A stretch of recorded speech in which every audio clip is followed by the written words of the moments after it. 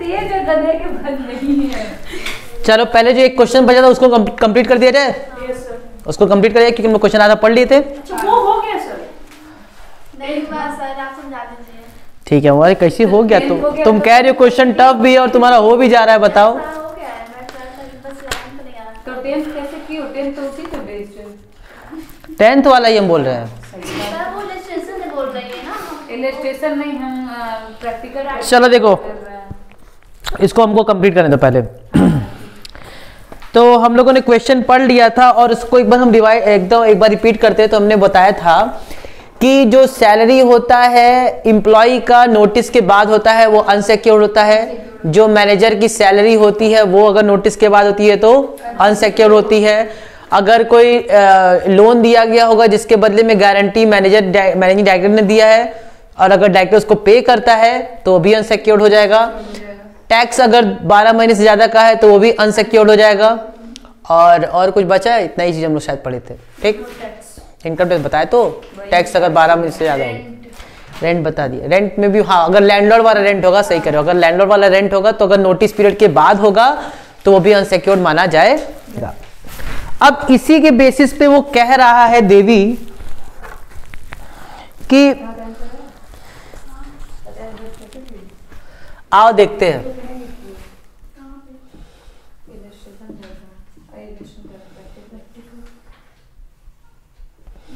चलो देखो, सबसे पहले कह रहे हैं कि the bank called upon the directors to implement their guarantee.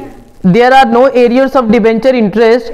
The amount owing to the government for income tax for the period of 24 month before the commencement of winding up is 17,550, out of which 14,300 are the period for the period of 12 months before the commencement of winding up। सबसे पहले तो income tax में कह रहा है 2 हिस्सा। ठीक, total था हमारे पास 17,550 का, जिसमें से कह रहा है कि 14,300 ये 12 महीने के अंदर का है। तो बाकी कितना बच गया? बाकी कितना बचा? 17,500 में से फिर घटा देंगे 14,000। वाह 3,250। Thank you.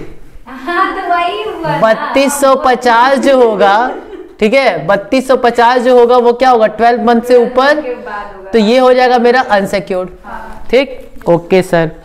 फिर कह रहा है कि the company closed it's account on 31 December each year. All the employees of the company had already been served with notice to quit on 31 October 2016.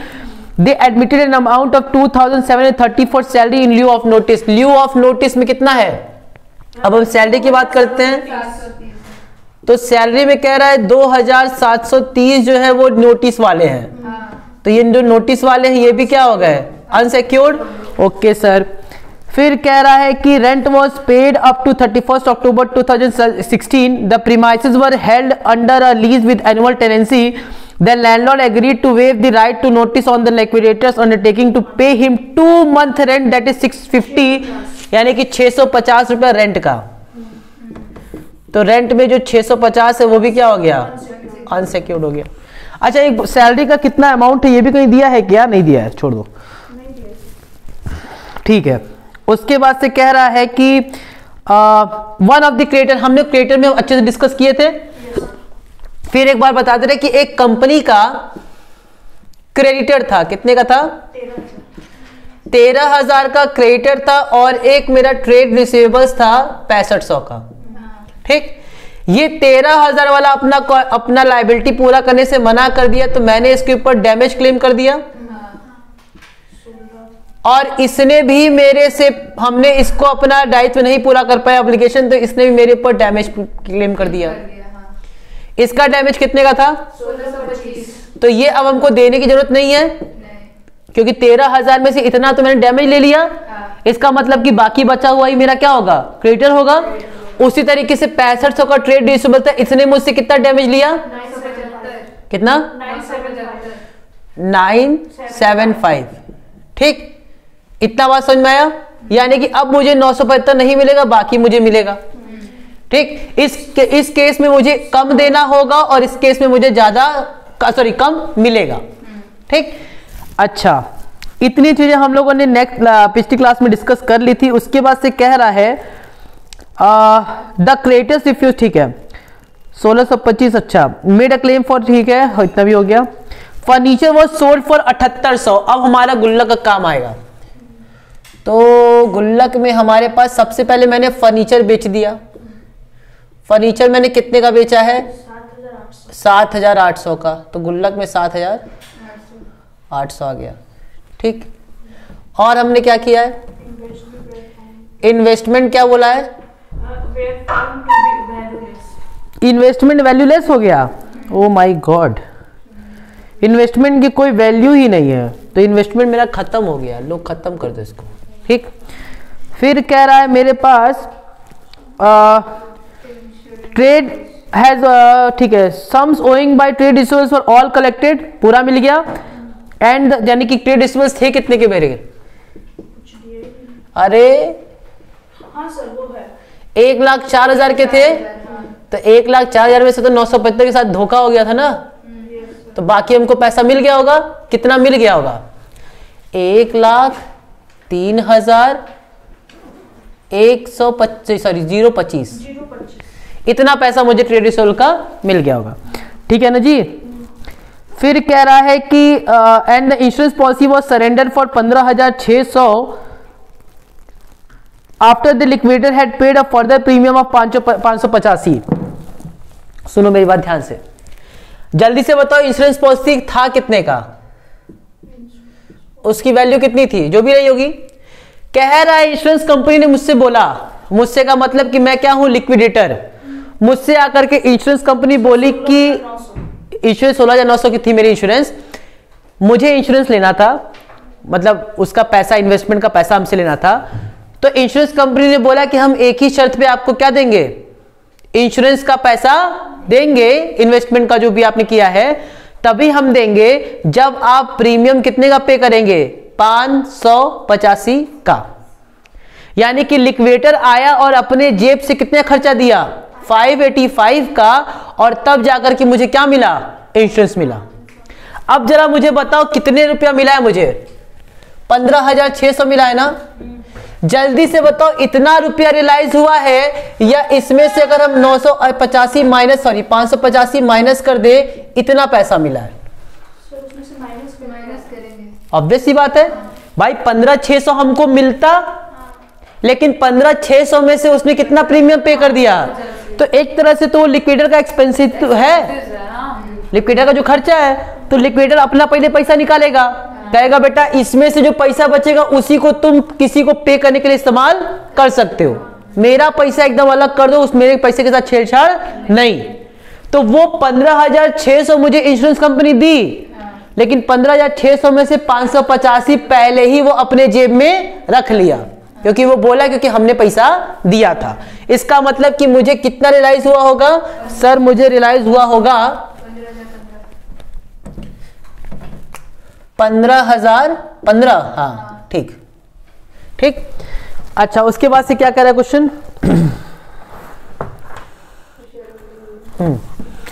फिर कह रहा है क्वेश्चन में कि a share holder holding 2600 equity shares fail to pay the call of ₹5 made by the liquidator. इसका मतलब कि मैंने 5 रुपए का शेयर से पैसा मंगवाया। तो जल्दी से बताओ कितने मेरे इक्विटी शेयर्स थे? सर मेरे इक्विटी शेयर्स थे 6500। कितने लोग थे? अब मेरी बात एकदम ध्यान से सुनना, यहां पे इक्विटी शेयर्स को ऊपर हम लिख रहे हैं, ठीक है। 6500 लोगों से मैंने बोला चलो बेटा 5 रुपया दो, उसमें से 2600 निकले नालायक। क्या निकले? कहे मैं नहीं दूंगा 5 रुपए के हिसाब से। यानी कि एक्चुअल में हमको कितने लोगों से बस मिला होगा? 0 0 15 में से बचेगा 9 और यहाँ 4 5, 3900 लोगों ने ही मुझे 5 रुपए के हिसाब से पैसा दिया होगा। कहानी समझ में आई? मैंने बोला चलो 6500 पैसा दो, उसमें से 2600 क्या निकले? नालायक। कहे हम नहीं देंगे 5 रुपया। तो हमने कहा मत दो, कोई बात नहीं, तुम्हारे शेयर को भी हम एक तरह से फॉरफिट कर ले रहे हैं, काम ही खत्म। जो पैसा नहीं देगा वो आप तुम्हारे शेयर होल्डर। अच्छा आज के डेट में अगर तुमसे कोई पूछता है तुम्हारी कंपनी में कितने शेयर होल्डर, तो कितना बताओगे?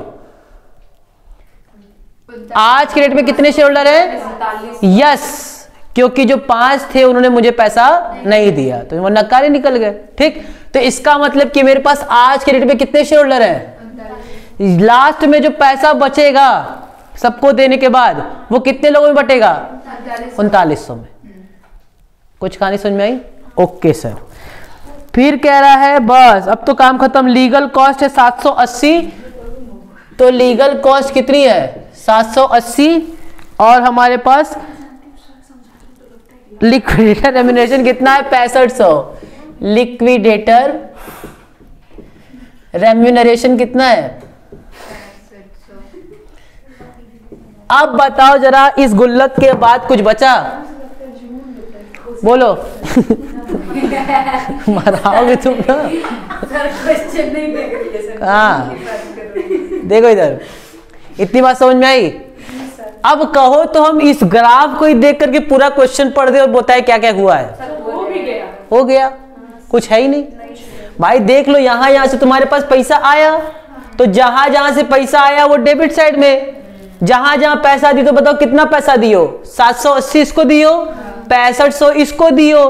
उसके बाद से अनसिक्योर्ड क्रेडिटर्स का हिसाब निकालोगे। कमीशन नहीं निकलना है ना? कमीशन कहाँ निकल? कमीशन साफ साफ दे दिया ना, इतना है, वो तो काम ही खत्म हो गया। सिर्फ हमको अब प्रेफरेंशियल क्रेडिटर्स को पेमेंट करना है, और किसको करना है? अनसिक्योर्ड को। 780 वो लीगल एक्सपेंस है। हाँ, लीगल एक्सपेंस 780 है, तो ठीक है। इसका मतलब पहले इसका, फिर इसका, और उसके बाद से किसका पेमेंट होगा? अनसिक्योर्ड। उसमें भी पहले अगर प्रेफरेंशियल वाले होंगे तो उनका, और उसके बाद से अनसिक्योर्ड वालों का, और ये सब के सब तुम्हारे अनसिक्योर्ड। ठीक, अच्छा जल्दी से बताओ, ये 14300 तुम्हारा क्या है? सिक्योर्ड। इतना मराओगे, सिक्योर्ड नहीं है, प्रेफरेंशियल क्रेडिटर्स है। वो सिक्योर्ड नहीं है, वो क्या है? प्रेफरेंशियल क्रेडिटर्स है। इसका मतलब क्या है? इनका पेमेंट होगा। ठीक, बाकी ये सब तो अनसिक्योर्ड है ही। आ रही कुछ कहानी समझ में? बोलो सर। एक चीज है, बोलो कि अमाउंट रियलाइज्ड और एसेट्स रियलाइज्ड में क्या अंतर है? अमाउंट मतलब पैसा रियलाइज होना, एसेट रियलाइज का मतलब एसेट बेच करके जो पैसा मिलता है, तो एसेट रियलाइज ही बोलता है, अमाउंट रियलाइज नहीं बोलता है। नहीं sir, amount realised from asset ये बोला है। हाँ, अमाउंट रियलाइज का मतलब कि कौन कौन सा पैसा हमको मिला है, उसमें इतना डिटेल में जाने की आवश्यकता। अमाउंट रियलाइज्ड जब बोल रहे हैं ना, तो उसमें इक्विटी और प्रेफरेंस दोनों उसमें ला रहा है। अमाउंट का एसेट्स बोल रहा है तो केवल एसेट्स ही ला रहा है। अमाउंट रियलाइज का मतलब होता है कहाँ कहाँ से मुझे पैसा मिला, कहाँ से मुझे पैसा मिला। पैसा तुमको कहीं से भी मिल सकता है, ठीक। और एसेट रियलाइज का मतलब कि तुम एसेट बेचे तो कितना पैसा मिला, तो उसमें दिक्कत क्या है? सब के सब तुम्हारे डेबिट साइड में डाल दो। तो थोड़ा कंफ्यूज हो जा रहा है। क्यों कंफ्यूज होगी? झूठे कंफ्यूजन, जबरी कंफ्यूजन हमको पैदा खत्म। इसको मिटा दें कि करवाएं बैठ के? नो सर, 7 बताइए सर।